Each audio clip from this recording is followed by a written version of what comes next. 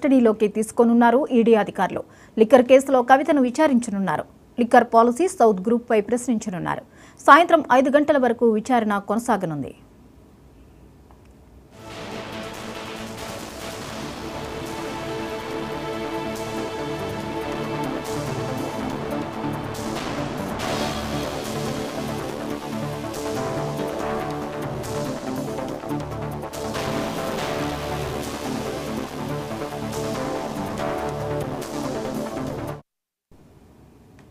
రెండో రోజు BRS MLC కవితను కస్టడీలోకి తీసుకోనున్నారు ఈడీ అధికారులు. లిక్కర్ కేసులో కవితను విచారించనున్నారు. లిక్కర్ పాలసీ సౌత్ గ్రూప్ పై ప్రశ్నించనున్నారు. సాయంత్రం 5 గంటల వరకు విచారణ కొనసాగనుంది.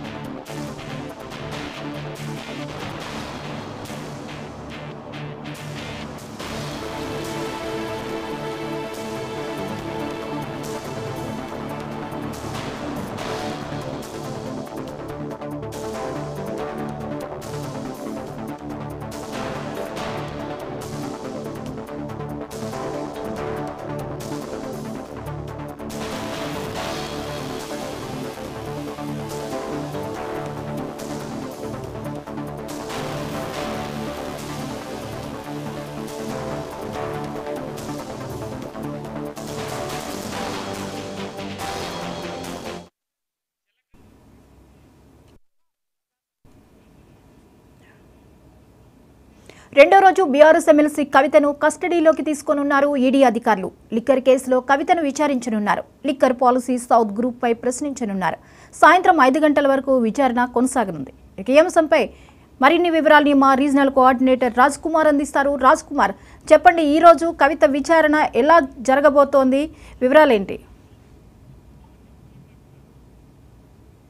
జ్యోతి, ఏదైతే లిక్కర్ స్కామ్ లో కవిత అరెస్ట్ అయిన నేపథ్యంలో మొదటి రోజు కూడా ఈడీ విచారించింది. దాదాపు 8 గంటల పాటు విచారించిన నేపథ్యంలో ఈ రోజు రెండో రోజు కూడా కవితను ఈడీ కస్టడీలోకి తీసుకొని సాయంత్రం 5 గంటల వరకు కూడా ప్రశ్నల వర్షం కురిపించనున్నది. ఈ నేపథ్యంలో ఎందుకంటే ఈ లిక్కర్ స్కామ్ పై ఇప్పటికే అప్రూవర్ గా మారినటువంటి మాగుంట రాఘవ కావచ్చు, అదేవిధంగా పిల్లయ్య కావచ్చు, వీరందరినీ కూడా పిలిపించి అందరి ముందు అంటే ఒకేసారి కూడా విచారించనున్నారా, లేదంటే సపరేట్ గా క్వశ్చన్స్ అడగనున్నారా నేపథ్యంలో మొత్తం కవితపై మాత్రం ఇప్పటికే ఈ ఒక ప్రశ్నల వర్షం లిక్కర్ పాలసీ సౌత్ గ్రూప్ పై అసలు ఏంటి ప్రశ్నించనున్నారు. ఈ సౌత్ గ్రూప్ అసలు పెట్టుబడులు పెట్టడానికి అక్కడ ఉన్నటువంటి పాలసీ తయారు చేయడానికి అంటే ఎలాంటి విధానాలు, అసలు దీనికి ముఖ్య సూత్రధారి కవిత అన్న ఆరోపణల నేపథ్యంలో పూర్తిగా కూడా ఇలాంటి పైన క్వశ్చన్లు అడగనున్నారు. ఈ యొక్క ఈడీ విచారణ మాత్రం సాయంత్రం 5 గంటల వరకు కొనసాగనుంది. ఏదైతే ఈ లిక్కర్ పాలసీపై ఇప్పటికే కూడా దాదాపు అందరినీ అరెస్ట్ చేసిన నేపథ్యంలో కవితను మాత్రం ఏదైతే అరెస్ట్ చేసిన తర్వాత ఈ యొక్క అప్రూవర్ గా మారిన అందరూ కూడా సాక్ష్యాలు చెప్పి అంటే దీనిపైన కూడా కవిత ఎలాంటి సమాధానాలు చెప్తుందని కూడా అందరూ చేస్తా ఉన్నారు. దీనికి ఇప్పటికే విచారణ కొనసాగుతున్న నేపథ్యంలో అంటే విచారణకు సంబంధించి పాతగా ఉన్నటువంటి వాళ్ళు మాగుంట రాఘవ కావచ్చు, అదేవిధంగా పిల్లయ్య కావచ్చు, వీళ్ళందరినీ దగ్గర నుండి పిలిపిస్తారా లేదా ఒంటరిగా విచారిస్తారా అనేది మాత్రం ఉంది. సాయంత్రం వరకు మాత్రం కవితను ఈడీ విచారించనున్నారు. ఇకపోతే తన అరెస్ట్ను సవాల్ చేస్తూ సుప్రీంకోర్టులో పిటిషన్ వేయనున్నట్లుగా కూడా తెలుస్తోంది. ఎలా ఉండబోతోంది, దీనికి సంబంధించిన వివరాలు ఏంటి? అదే ఏదైతే ఇప్పుడు కవిత దానికి సంబంధించి తన అరెస్టును ఖండిస్తూ కూడా సుప్రీంకోర్టులో ఇప్పటికే దాఖలైన పిటిషన్ దాఖలు చేయడం జరిగింది. దానిపై కూడా విచారణ చేపట్టింది.